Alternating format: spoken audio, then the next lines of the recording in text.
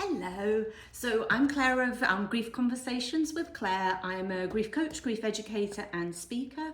I'm a bereaved sibling, granddaughter, doggy mum to Maggie and other losses that don't have the titles to go with them, but the relationships were oh so important to me. So in continuing my series on types of grief, we're going to be talking about ambiguous grief. And I've made 3 of these videos in a row, making a Bakewell tart along the way. So if I move the camera, it is now baked. If I can get my hand out of the way, it's now baked, and we'll be moving on to the icing stage, which I'll be doing after I finish filming this. And then if it's good, I will put the recipe up if I like it. I haven't made one in so long that I had to grab a recipe. So hopefully we'll be spot on. So I'm going to talk to you about ambiguous grief. Reason I've made a series is because there's so many different types of grief, and a lot of us will have multiples of the types of grief. Putting language to it, enabling us to be able to have conversations and just kind of have a better understanding of what's going on for us is really, really important. So you may reside in a number of these different areas or types of grief. I certainly do. But please don't try and compare yourself or compare to others, or this is not a competition. This is, like I said, about having words and language to put around what is your own worst loss. So I'll talk to you about ambiguous loss today, which is a loss that we don't see. So it could be something like a miscarriage, an adoption that falls through, a medical diagnosis that you can't see, something like infidelity, and also being homesick from a very, very big move as well. And there is no formal recognition for the loss. We don't have a funeral like when someone passes away. It's not something that tends to happen. So what we want to do is we can put other rituals in place that work for us. And that could be anything from writing a letter to someone, and then you can burn it afterwards if it's safe for you to do so. I err on the side of caution and go to shredding it if I need to do something like that. You can read it to the person. So if you've got something like ambiguous going on, which can also feel like anticipatory grief as well, which is where it can also be termed like goodbye without leaving. So someone's got dementia or some other ailment that is causing them to slowly fade away.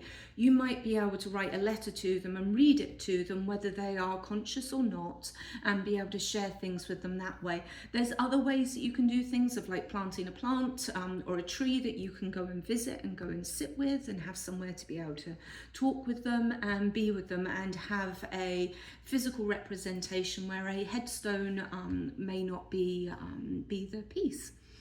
So for us as humans, it's really, really hard for us to understand something that we can't see. So if someone had a broken arm or something, we would hold the door open for them and offer them other types of health. Whereas if someone's got, like, say, a migraine, something that can't be seen, we don't even know to offer them help. And so that's kind of the way I turn it around to some of us that have not experienced any ambiguous losses. It's that type of thing, the difference between able to see a broken arm to not being able to see a migraine or something else going on. And then there was a beautiful story that was done on TikTok by Emmanuel Ocho, where he's like, check on your people to the point you bother them. Like, and I'm probably paraphrasing a little bit here, but like, bother the people. If you know something has occurred for them, like, bother them by checking in on them, offering them, if you're in England, you're going to offer someone to come around for a cup of tea or go round theirs for a cup of tea. If in the US, it's probably coffee, or you might meet them somewhere, but keep offering to them as well. It really just gives them the ability to have support. And I would much rather feel that I bothered someone or was being bothered than have nothing at all either coming to me. And you can say, I'm good, like I really, really am. You can stop reaching out to me, or like, hey, once a week is nice. You don't need to do it every day. I've heard someone else share that a friend of them would call and leave them a voicemail at 4 o'clock every single day. That's what they did. So that person had that something to look forward to, and they didn't have to answer, or they could answer if they wanted to, and they were in a place. So it's a really, really nice thing that you can do for people. One of the other things that's really good to do is to move away from the binary kind of black and white thinking, and thinking about everything being true. So if someone's experiencing infidelity, you want to kind of think about, if you can, in the multiples of, whilst you can't physically have your own children, is another way possible for you, and is there other things that you would want to do that enables you to still love what is and not deny what's either occurring or what has occurred. But it also is for us that are overlooking and seeing this occur for someone, is be prepared for them to decline certain invites.